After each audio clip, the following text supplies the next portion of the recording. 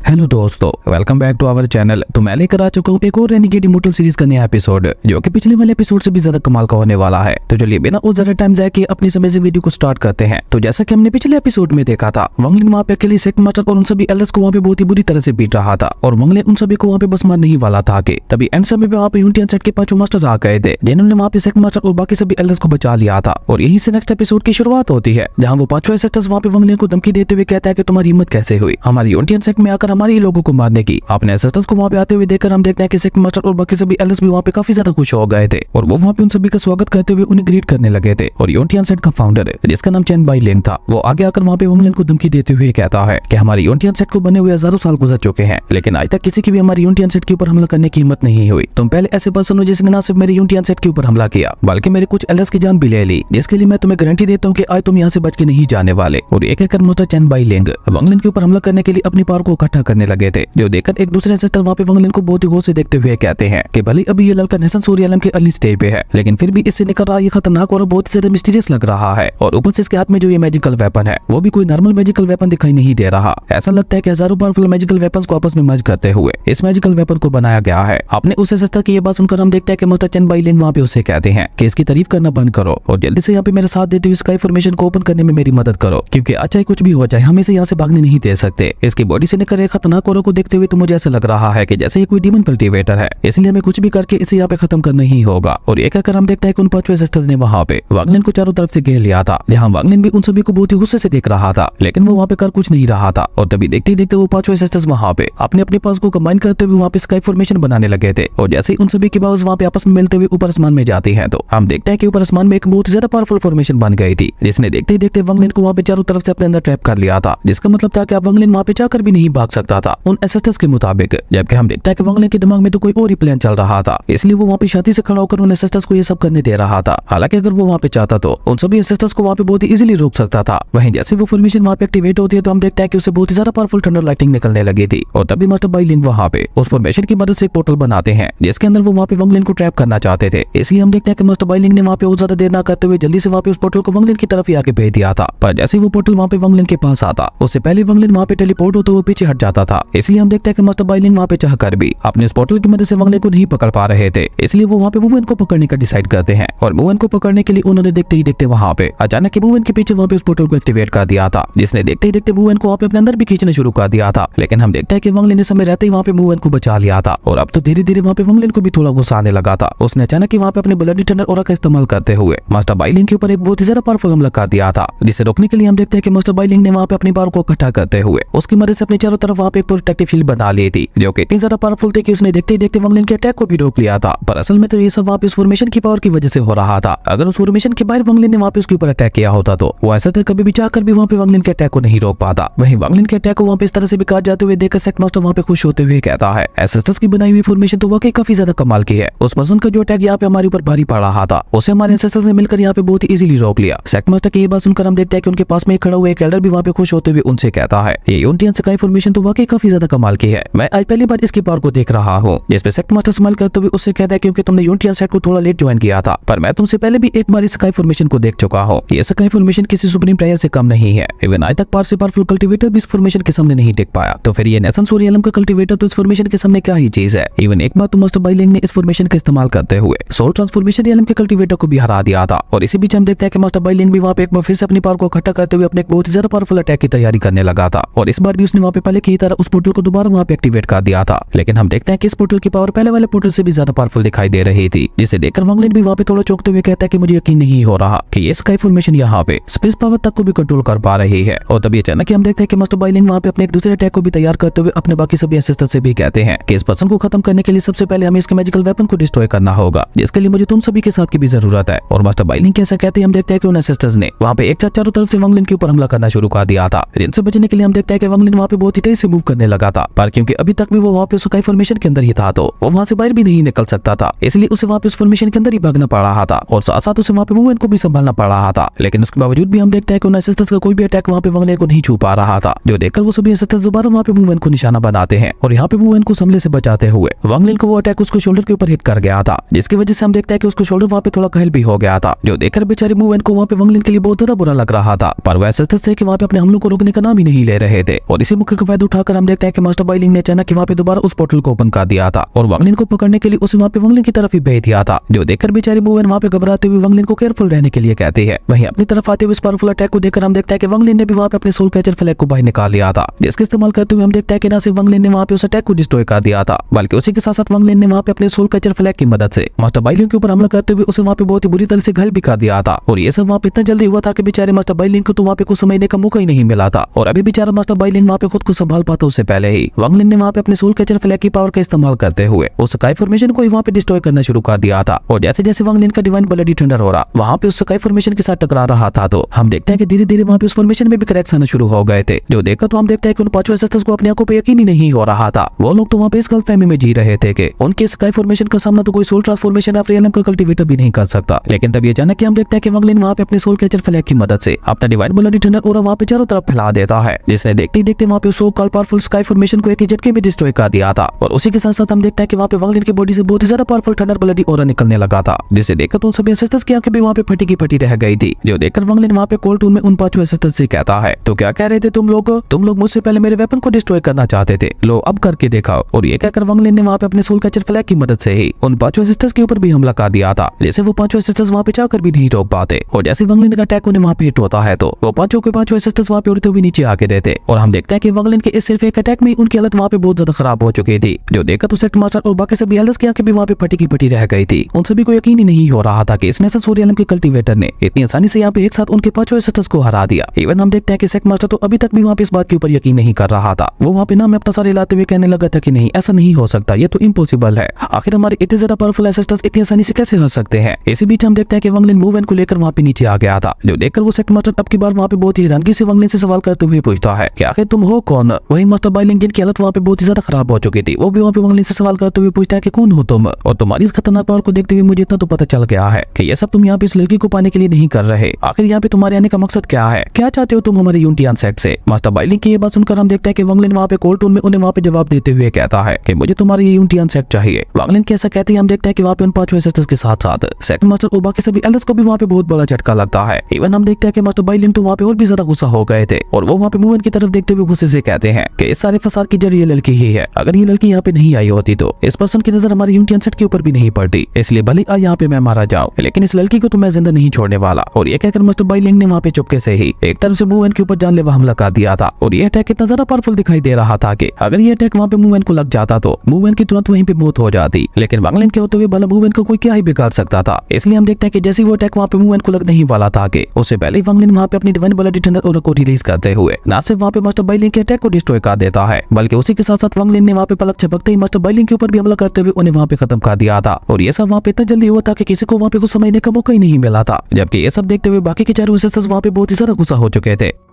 जो देखकर वो चारों एसेस्टर्स वहाँ पे बहुत ही ज्यादा गुस्सा हो चुके थे, जबकि सेक्ट मास्टर और बाकी सभी एल्डर्स वहाँ पे बहुत ज्यादा हैरान दिखाई दे रहे थे। तभी हम देखते हैं कि वांगलिन वहाँ पे एक दूसरे एसेस्टर के पास आते हुए वहाँ पे कोल्ड टून में उस एसेस्टर से कहता है चुपचाप अपना सोल ब्लड मेरे हवाले कर दो। वांगलिन की ये बात सुनकर हम देखते हैं कि वो एसेस्टर वहाँ पे बहुत ही मुश्किल से बोलते हुए वांगलिन से कहता है कि मैं पिछले पूरे 1300 सालों से अपनी इमॉर्टल कल्टीवेशन की प्रैक्टिस कर रहा हूँ, और तुम चाहते हो कि मैं यहाँ पे अपनी पूरी पिछले 1300 सालों की मेहनत पलक झपकते ही तुम्हारे हवाले कर दूं। नहीं, मैं ऐसा नहीं करने वाला, फिर चाहे मुझे उसके लिए अपनी जान ही क्यों न देनी पड़े, लेकिन मैं अपना सोल ब्लड तुम्हारे हवाले नहीं करने वाला। और ये कहकर उस एसेस्टर के साथ साथ हम देखते हैं कि बाकी के तीनों एसेस्टर्स भी वहाँ पे खड़ा होने लगे थे, और वो चारों दोबारा वहाँ पे वांगलिन को चारों तरफ से घेरते हुए उसे कहते हैं कि अच्छा यहाँ पे हमारी जान ही क्यों न चली जाए, लेकिन तुम्हें हम जिंदा नहीं छोड़ने वाले, और अपना सोल ब्लड यहाँ पे तुम्हारे हवाले करने से तो अच्छा है कि यहाँ पे हम खुद ही मर जाएं। और ये कहकर वो चारों एसेस्टर्स वहाँ पे एक बार फिर से अपने अपने पास को कंबाइन करते हुए वहाँ पे एक बहुत ही ज्यादा पावरफुल अटैक की तैयारी करने लगे थे, लेकिन अब इस सबको कोई फायदा नहीं होने वाला था, क्योंकि हम देखते हैं कि वांगलिन वहाँ पे अपनी डिवाइन ब्लडी थंडर ऑरा को रिलीज करते हुए कहता है क्योंकि अगर ऐसी बात है तो फिर बाद में मुझे मत कहना कि मैंने तुम लोगों को मौका नहीं दिया था। और ये कहते हुए वांगलिन ने वहाँ पे चारों तरफ एक बार फिर से अपना divine bloody thunder aura release कर दिया था, जिसने देखते ही देखते यूनिटियन सेट के अंदर मौजूद हर एक पर्सन को अपने निशाने पे ले लिया था, जो देखकर वो चारों एसेस्टर्स भी वहाँ पे घबराते हुए कहता है कि ये तो पावर ऑफ डेथ है, नहीं हम लोग यहाँ पे जाकर भी इसका मुकाबला नहीं कर सकते। जबकि वांगलिन वहाँ पे उन सभी को देखते हुए कोल्ड टून में उनसे कहता है मैं भी ये जानने के लिए बहुत ही ज्यादा इंटरेस्टेड हूँ कि तुम सभी लोग कब तक मेरे सामने टिके रहते हो। और ये कहकर वांगलिन ने वहाँ पे उन सभी को अपने डिवाइन ब्लडी थंडर ऑरा का इस्तेमाल करते हुए उन सभी को वहाँ पे झटके देना भी शुरू कर दिए थे, जो देखकर तो यूनिटियन सेट के सभी लोग वहाँ पे और भी ज्यादा डर चुके थे। ये देखकर वांगलिन वहाँ पे अनाउंस करते हुए उन सभी से कोल्ड कंट्रोल टून में कहता है कि यूनियन सेट के अंदर जितने भी लोग मौजूद हैं वो सभी मेरी बात कान खोल कर सुन लो। अगर तुम सभी लोग यहाँ पे अपनी सलामती चाहते हो तो चुपचाप अपना सोल ब्लड मेरे हवाले कर दो, वरना फिर यहाँ पे मर जा। और ये कहकर वंग लिन ने वहाँ पे अपने डिवाइन ब्लड इटर्नल और इस्तेमाल करते हुए उन सभी के ऊपर और भी ज्यादा प्रेशर डालना शुरू कर दिया था, जो देखकर वह सिस्टर भी समझ चुका था कि क्या अगर उसने यहाँ पे एक छोटी सी भी गलती की तो ये पर्सन उसके साथ साथ यूनियन सेट के सारे लोगों को खत्म कर देगा। और ये सब सोचते हुए हम देखते हैं कि उसे सिस्टर ने वहाँ पे वंग लिन के सामने अपने हथियार डाल दिए थे और वो वहाँ पे अनाउंस करते हुए अपने सभी लोगों से कहता है कि यूनियन सेट के सारे मास्टर्स और डिसेबल्स मेरी बात कान खोल कर सुनो, तुम सभी यहाँ पे अपने सोल ब्लड को बाहर निकालते हुए उसे यहाँ पे इस पर्सन के हवाले कर दो। और ये कहकर सबसे पहले उसे सिस्टर ने वहाँ पे अपने सोल ब्लड को बाहर निकालते हुए उसे वहाँ पे वंग लिन के हवाले किया था, जबकि हम देखते हैं कि बाकी सभी लोग अभी तक भी वहाँ पे अपना सोल ब्लड देने से थोड़ा हिचकिचा रहे थे, जो देखकर वंग लिन कोड लोग से उन सभी की तरफ देखता है। और ये देखकर वो सभी लोग वहाँ पे इतना ज्यादा डर चुके थे कि सेक्ट मास्टर जल्दी से वहाँ पे अपने लोगों को अपना सोल ब्लड वहाँ पे वंग लिन के हवाले करने के लिए कहता है। और ये कहकर उस सेक्ट मास्टर के साथ साथ हम देखते हैं कि बाकी सभी ने भी अपने सोल ब्लड को वहाँ पे बाहर निकालते हुए उसे वहाँ पे वंग लिन के हवाले करना शुरू कर दिया था, जिसका मतलब था कि अब ना चाहते हुए भी वंग लिन वहाँ पे उन सभी का नया लीडर बन चुका था। और देखते ही देखते वंग लिन ने वहाँ पे उन सभी के सोल ब्लड को इकट्ठा करते हुए उसे वहाँ पे अपने पास रख लिया था। खैर उसके बाद सीन चेंज होता है, हमें यूनियन सेट के न्यून पैलेस का सीन दिखाया जाता है, जहाँ पे वंग लिन मूवन के साथ बहुत ही तेजी से आ रहा था। और जैसे ही वो लोग वहाँ पे मेंशन के अंदर आते हैं तो हम देखते हैं कि अचानक वहाँ पे वंग लिन के मुंह से ब्लड निकलने लगा था, क्योंकि वहाँ पे उसने अपनी लिमिट से ज्यादा पावर्स का इस्तेमाल कर लिया था। पर वो सबके सामने खुद को इस तरह से कमजोर नहीं दिखाना चाहता था, इसलिए अब तक वंग लिन ने खुद को वहाँ पे होल्ड करके रखा हुआ था। पर यहाँ पे आते ही हम देखते हैं कि उसकी हालत वहाँ पे बहुत ज्यादा खराब होने लगी थी। इवन हम देखते हैं कि वो वहाँ पे अपने घुटनों पे आ गया था, जो देखकर मूवन भी वहाँ पे काफी ज्यादा घबरा गई थी, इसलिए वो जल्दी से आगे बढ़ते हुए वहाँ पे वंग लिन को संभालने की कोशिश करने लगी थी। वो जल्दी से वहाँ पे वंग लिन के पास आकर उसे सवाल करते हुए पूछते, सीनियर ये आपको क्या हो गया, क्या आपको कहीं पे चोट लगी है? जिस पे हम देखते हैं कि वंग लिन वहाँ पे बहुत ही मुश्किल से बोलते हुए उससे कहता है, मूवन मुझे बचा लो, अभी मुझे तुम्हारी मदद की जरूरत है। वंग लिन के ऐसा कहते ही हम देखते हैं कि मूवन वहाँ पे और ज्यादा देर ना करते हुए जल्दी से अपनी हीलिंग टेक्निक इस्तेमाल करते हुए वहाँ पे वंग लिन को हील करने लगी थी। और हीलिंग के दौरान जब मूवन वहाँ पे वंग लिन की बॉडी को चेक करती है तो उसे वहाँ पे एक बहुत बड़ा झटका लगता है, क्योंकि वंग लिन की नेशन सोल अब धीरे धीरे वहाँ पे कमजोर पड़ रही थी, जो देखकर मूवन वहाँ पे थोड़ा चौंकते हुए वंग लिन से सवाल करते हुए पूछती है, सीनियर ये आपकी नेशन सोल को क्या हो रहा है, आखिर ये अचानक से इतनी ज्यादा कमजोर क्यों दिखाई दे रही है? जिस पे वंग लिन भी वहाँ पे थोड़ा उदास होते हुए मूवन को बताता है कि मैं अपनी रियल बॉडी को नेशन सोल रियल में ब्रेक थ्रू करवाने से नाकाम हो गया, और ऊपर से मेरे पास इतना ज्यादा समय भी नहीं था कि मैं आराम से कल्टीवेट कर सकूं, इसलिए मैंने जल्दी से अपने क्लोन को कंडेंस करते हुए उसे ही नेशन सोल रियल में ब्रेक थ्रू करवा दिया। और अपने उस क्लोन की वजह से बस कुछ देर के लिए मेरे पास नेशन सोल रियल की पावर्स आई थी। वंग लिन की ये बात सुनकर हम देखते हैं कि मूवन वहाँ पे थोड़ा परेशान होते हुए वंग लिन से कहती है, आप जानते हैं कि यहाँ पे अपनी लिमिट्स को पुश करने की वजह से आपकी कल्टीवेशन भी कम हो सकती है। वो तो अब मुझे समझ आ रहा है कि उस समय उस सिस्टर के साथ फाइट करते हुए आपने अपने नेशन सोल रियल की पावर को ही दांव पे लगा दिया था, और ये सब मेरी वजह से हुआ। ये सब सोचकर हम देखते हैं कि बेचारे मूवन तो वहाँ पे और भी ज्यादा परेशान हो गई थी। इवन हम देखते हैं कि वहाँ पे उसकी आंखों से आंसू भी निकलने लगे थे, और वो रोते हुए वहाँ पे वंग लिन से कहती है, सीनियर आखिर आपने ऐसा क्यों किया? मूवन को वहाँ पे इस तरह से रोते हुए देखकर हम देखते हैं कि वंग लिन उसे वहाँ पे तसल्ली देते हुए कहता है कि तुम फिक्र मत करो, मैं उस समय नेशन सोल रियल में ब्रेक थ्रू इस वजह से नहीं कर पाया था क्योंकि उस समय मेरे पास टाइम की बहुत ज्यादा कमी थी, लेकिन अभी तक भी कुछ नहीं बिगड़ा। अगर तुम यहाँ पे इसी तरह से मुझे प्रोटेक्ट करते हुए मेरा साथ देती रहो तो मैं दोबारा से यहाँ पे अपनी नेशन सोल कोर को बना सकता हूँ। और ये कहकर वंग लिन वहाँ पे बहुत ही प्यार से बोलते हुए मूवन से कहता है, मूवन क्या तुम मेरे लिए कुछ यूएन 10 लेवल की पिल्स को बना सकती हो? जिस पे हम देखते हैं कि मूवन ने भी वहाँ पे थोड़ा खुश होते हुए हाँ कह दिया था। उसके बाद सीन चेंज होता है, हमें पूरे 10 दिनों बाद का सीन दिखाया जाता है, जहाँ पे वंग लिन काफी हद तक हील हो चुका था और उसके नेशन सोल रियल के क्लोन की भी हालत अब पहले से काफी ज्यादा बेहतर दिखाई दे रही थी। जबकि इन 10 दिनों में लगातार मूवन वहाँ पे वंग लिन को हील करती रही थी, जिसकी वजह से वो थककर वहाँ पे वंग लिन के पास ही सो गई थी, जो देखकर वंग लिन उसे वहाँ पे बहुत ही प्यार से देखने लगा था। उसे वहाँ पे मूवन के ऊपर बहुत ही ज्यादा प्यार आ रहा था। वो वहाँ पे मूवन के फेस के ऊपर आए हुए बालों को साइड पे हटाता है, जिसके साथ ही हम देखते हैं कि मूवन की आंख भी वहाँ पे खुल गई थी और वंग लिन को वहाँ पे अपनी आंखों के सामने सही सलामत देखकर तो उसकी खुशी का कोई ठिकाना ही नहीं था। तभी हम देखते हैं कि वंग लिन वहाँ पे स्माइल करते हुए मूवन से कहता है, मूवन हम दोनों एक दूसरे को न जाने पिछले कितने 100 सालों से जानते हैं, लेकिन अभी तक भी ऐसी कई सारी चीजें हैं जिनके बारे में अभी तक मैंने तुम्हें कुछ भी नहीं बताया, जो कि आप सभी तुम्हारे लिए जाना जरूरी है। असल में मैं बर्नी किंगडम से बिलोंग नहीं करता था, मैं यहाँ से एक बहुत ही ज्यादा दूर कल्टीवेशन किंगडम से बिलोंग करता था। मैं कभी एक मामूली सा मोटल कल्टीवेटर हुआ करता था, जो कि हंसी खुशी अपने माता पिता के साथ रहा करता था। पर मेरे माता पिता का सपना था कि मैं भी बाकी सभी की तरह एक इमोर्टल कल्टीवेटर बनूं, और उनके इसी सपने को पूरा करने के लिए मैंने अपनी इमोर्टल कल्टीवेशन की जर्नी स्टार्ट की। एक छोटे से इमोर्टल क्लैन से मेरे रास्ते में काफी सारी मुसीबतें आई, लेकिन मैंने हार नहीं मानी और फाइनली एक दिन मैं अपने माता पिता के सपने को पूरा करते हुए इमोर्टल कल्टीवेटर बन ही गया। लेकिन उनकी ये खुशियां ज्यादा दिन नहीं टिकी, क्योंकि मेरे इमोर्टल कल्टीवेटर बनने की खुशखबरी मिलने से पहले ही उन्हें टेंग जिया सिटी के एक बहुत ही ज्यादा घटिया कल्टीवेटर जिसका नाम फूजियान था, उसने मेरे माता पिता के साथ साथ मेरे पूरे गाँव को ही खत्म कर दिया था। और इसी तरह अपनी स्टोरी बताते बताते हम देखते हैं कि वंग लिन वहाँ पे साथ साथ अपनी कल्टीवेशन भी जारी रखे हुए था, जहाँ मूवन भी वहाँ पे साथ साथ उसके लिए यूएन 10 पिल्स को रिफाइन कर रही थी, जिसकी वजह से हम देखते हैं कि हर गुजरते पल के साथ उसकी क्लोन की पावर और भी ज्यादा बढ़ती जा रही थी। और साथ साथ वंग लिन मूवन को वहाँ पे अपनी आगे की कहानी भी बताता जा रहा था कि अब तक उसके साथ उसकी इमोर्टल जर्नी में क्या क्या हुआ। और ये सब सुनते हुए हम देखते हैं कि मूवन वहाँ पे काफी ज्यादा उदास दिखाई दे रही थी। उसने ये कभी नहीं सोचा था कि वंग लिन अपने मन में इतना ज्यादा दर्द लेकर घूम रहा होगा। इवन हम देखते हैं कि वंग लिन की कहानी जानकर तो मूवन वहाँ पे एक फिर से वंग लिन वांगलिन के लिए आंसू बहाने लगी थी, क्योंकि अब उसे वहाँ पे समझ आ रही थी कि वांगलिन हमेशा इतना ज्यादा गुस्से में क्यों रहता था। और वांगलिन की ये सारी कहानी सुनने के बाद हम देखते हैं कि मूवन वहाँ पे वांगलिन से सवाल करते हुए पूछती है, तो तुम अपना बदला लेने के लिए वापस अपने जाओ कल्टीवेशन किंगडम में जाना चाहते हो? जिसपे वांगलिन भी उसे वहाँ पे जवाब देते हुए कहता है कि मैंने फूजियान से बदला लेने के लिए कसम खाई हुई है, इसलिए चाहे कुछ भी हो जाए लेकिन मैं उसे अपना बदला लेके रहूंगा। और ये कहकर वांगलिन वहाँ पे खड़ा होते हुए कहता है, पर अब की बार मैं चाहता हूँ कि तुम भी मेरे साथ आओ, अब मैं तुम्हें कहीं भी अकेला छोड़ने का रिस्क नहीं ले सकता। वांगलिन की ये बात सुनकर तो हम देखते हैं कि मूवन वहाँ पे बहुत ही ज्यादा खुश हो गई थी, लेकिन वो उसी समय वहाँ पे थोड़ा सीरियस होते हुए वांगलिन से कहती है कि जाओ किंगडम में तुम्हारा सामना एक बहुत ही ज्यादा खतरनाक दुश्मन के साथ होने वाला है। अगर मैं वहाँ पे तुम्हारे साथ आती हूँ तो मैं बस तुम्हारे लिए वहाँ पे एक बोझ बनी रहूंगी, इसलिए मैं तुम्हारे साथ आते हुए तुम्हारी मुसीबतों को और ज्यादा नहीं बढ़ाना चाहती। तो अभी के लिए मैं इस यूनियन सेट में ही रहकर तुम्हारा वेट करूंगी। और वैसे भी तुम्हारी खतरनाक पास को देखकर तो यूनियन सेट के सभी लोग तुमसे बहुत ही ज्यादा डरे हुए हैं, इसलिए अब वो लोग चाहकर भी मेरे साथ कुछ बुरा नहीं कर सकते। और ऊपर से मैं यहाँ पे यूनियन सेट में ही रहते हुए तुम्हारे लिए एक 6 कैरेट के लेजर को रिफाइन करने की कोशिश करूंगी, और हो सकता है इतने समय में मैं 6 कैरेट से भी ज्यादा के लेजर को रिफाइन कर लूं, जो कि फ्यूचर में आपके बहुत ज्यादा काम आएगी। मूवन की ये बात सुनकर हम देखते हैं कि वांगलिन वहाँ पे थोड़ा उदास होते हुए मूवन से कहता है, इस यूनियन सेट के साथ साथ इस चू किंगडम के लोग बिल्कुल भी अच्छे नहीं है, इसलिए वो सभी लोग मिलकर तुम्हारे साथ कुछ भी बुरा करने की कोशिश कर सकते हैं। जिसपे मूवन वहाँ पे एक स्माइल के साथ वांगलिन को तसल्ली देते हुए कहते हैं कि आप फिक्र ना करे, मैं अब इतनी ज्यादा ताकतवर तो हो चुकी हूँ कि मैं यहाँ पे अकेली अपनी रक्षा कर सकती हूँ। और ऊपर से आपकी वजह से तो यूनियन सेट के सभी लोग मुझसे और भी ज्यादा डरे हुए हैं, उन्हें डर है कि कहीं आप उनके सोल ब्लड को डिस्ट्रॉय करते हुए उन सभी को खत्म ही ना कर दे। खैर उसके बाद सीन चेंज होता है, हमें अगले दिन का सीन दिखाया जाता है, जहाँ पे मूवन ने सभी एसएसआर के साथ साथ सभी एलएस की भी मीटिंग बुलाई हुई थी, जहाँ वो सभी लोग यूनियन सेट के मेन हॉल के अंदर इकट्ठा हुए थे। और जैसे ही मूवन वहाँ पे एंट्री लेती है तो सभी लोग हम देखते हैं कि डर के मारे वहाँ पे मूवन से पीछे हटने लगे थे, जबकि हम देखते हैं कि मूवन वहाँ पे उन सभी की परवाह ना करते हुए लीडर वाली जगह पे जाके खड़ी हो गई थी। और इसी बीच हमें वहाँ पे पता चलता है कि वांगलिन और मूवन की शादी भी हो चुकी थी, इसलिए हम देखते हैं कि मूवन वहाँ पे अनाउंस करते हुए उन सभी लोगों से कहती है कि मेरे हस्बैंड किसी बहुत ही जरूरी काम के लिए कुछ दिनों के लिए बाहर जा रहे हैं, और उनकी गैर मौजूदगी में मैं ही इस यूनियन सेट को संभालूंगी। और मुझे उम्मीद है कि मेरे सभी सीनियर एल्डर्स इस सब में मेरी बहुत ज्यादा मदद करेंगे। मूवन की ये बात सुनकर हम देखते हैं कि वो सभी लोग वहाँ पे आपस में खुसर फुसर करने लगे थे, क्योंकि वो सभी लोग वहाँ पे अपनी ही जूनियर को अपना नया लीडर कैसे मान सकते थे। पर अभी वो सभी लोग वहाँ पे इसी तरह से आपस में खुसर फुसर कर ही रहे थे कि तभी हम देखते हैं कि वहाँ पे वांगलिन की एंट्री होती है, जो कि वहाँ पे बहुत ही कूल तरीके से टेलीपोर्ट होता हुआ आगे बढ़ रहा था। और उसकी इस खतरनाक एंट्री को देखकर ही हम देखते हैं कि वो सभी लोग वहाँ पे अंदर से पूरी तरह से हिल चुके थे, जिसकी वजह से हम देखते हैं कि वो सभी लोग वहाँ पे वांगलिन से डरते हुए पीछे हटने लगे थे। जबकि हम देखते हैं कि वांगलिन वहाँ पे आगे बढ़ते हुए मूवन के बगल में आके खड़ा हो गया था, जहाँ देखते ही देखते वांगलिन ने वहाँ पे उन सभी की सोल ब्लड्स को बाहर निकालते हुए वहाँ पे अपनी वाइफ मूवन के हवाले कर दिए थे, जिन्हें मूवन ने भी वहाँ पे अपने पास रख लिया था, ताकि वांगलिन की गैर मौजूदगी में कोई भी उसके खिलाफ एक्शन लेने के बारे में ना सोचे। खैर ये सब करने के बाद हम देखते हैं कि मूवन वहाँ पे आगे बढ़ते हुए उन चारों एसिस्टेंट से कहती है, एसिस्टेंट्स मैं जानती हूँ कि आपका यूनियन सेट के अंदर ओहदा बहुत ही ज्यादा बड़ा है, पर आप फिक्र मत करें, मैं आपके सोल ब्लड को हमेशा के लिए अपने पास नहीं रखने वाली, मैं बस अगले 4 से 500 सालों के अंदर अंदर आपके सोल ब्लड को वापस लौटा दूंगी। और इस पीरियड में मैं यहाँ पे यूनियन सेट में ही रहते हुए एक ऐसी पिल को रिफाइन करना चाहती हूँ जो कि किसी की भी लाइफ साइकिल को बढ़ा सके, और इसमें मैं चाहती हूँ कि आप सभी भी मेरी मदद करें। पर आप फिक्र ना करें, मैंने पहले से ही लाइफ साइकिल बढ़ाने वाली पिल को रिफाइन कर लिया है, जो कि अभी उतनी ज्यादा पावरफुल तो नहीं है, लेकिन फिर भी इसे खाने के बाद आपका लाइफ साइकिल 50 सालों तक बढ़ जाएगा। मूवन की ये बात सुनकर हम देखते हैं कि वो सभी एल्डर्स भी वहाँ पे सोच में पड़ गए थे, जबकि एल्डर ऊया तो वहाँ पे उस लाइफ साइकिल बढ़ाने वाली पिल को देखकर ही बहुत ज्यादा एक्साइटेड दिखाई दे रहे थे। वो जल्दी से वहाँ पे आगे आते हुए कहते हैं कि ये पिल वाकई किसी के भी लाइफ साइकिल को बढ़ा सकती है, ये तो वाकई काफी ज्यादा कमाल की है, जल्दी से मुझे दिखाओ। और ये कहकर एल्डर ऊया जल्दी से आगे बढ़ते हुए वहाँ पे उस पिल को अपने हाथों में लेकर चेक करने लगे थे। और जब वो वहाँ पे उस पिल की क्वालिटी को देखते हैं तो वो वहाँ पे चौंकते हुए कहते हैं, इस पिल की क्वालिटी तो वाकई काफी ज्यादा कमाल की है, ये इजीली हम सभी की लाइफ साइकिल को 50 सालों तक बढ़ा सकती है, क्या इस पिल को आपने खुद रिफाइन किया है? जिस पे मूवन वहाँ पे स्माइल करते हुए एल्डर ऊया को बताती है कि हाँ, इस पिल को तो मैंने ही रिफाइन किया है, लेकिन इसमें इस्तेमाल होने वाले मटेरियल्स मुझे मेरे हस्बैंड ने लाकर दिए थे। ये सुनकर तो एल्डर ऊया वहाँ पे उस पिल को और भी ज्यादा गौर से देखने लगे थे। और जैसे वो वहाँ पे उस पिल की स्पिरिचुअल एनर्जी को चेक करते हैं तो वो वहाँ पे चौंकते हुए कहते हैं, ये पिल तो एक 5th ग्रेड की पिल है। एल्डर मूवन, मुझे यकीन नहीं हो रहा कि आपने अकेले ही एक 5th लेवल की पिल को रिफाइन कर लिया, ये तो वाकई काफी ज्यादा कमाल की बात है, मैं वाकई आपकी स्किल्स की रिस्पेक्ट करता हूँ। और ये कहकर एल्डर ऊया तो वहाँ पे मूवन को अपना नया लीडर मानने के लिए भी तैयार हो गए थे, जिसपे बाकी चारों असिस्टेंट्स भी वहाँ पे एक लंबी सांस छोड़ते हुए कहते हैं कि इसमें तो कोई शक नहीं है कि आपकी अल्केमी स्किल्स वाकई काफी ज्यादा कमाल की है, आप अपने इस कमाल के टैलेंट के चलते हमारी यूनियन सेट को एक नई ऊंचाई तक ले जा सकते हैं, इसलिए हम सभी भी आपको अपना नया लीडर मानने के लिए तैयार हैं। और ये कहकर वह असिस्टेंट वहाँ पे वांगलिन की तरफ देखते हुए उससे कहता है, लिटिल फ्रेंड आप फिक्र मत करना, हम सभी आपके लिए अगले 500 सालों तक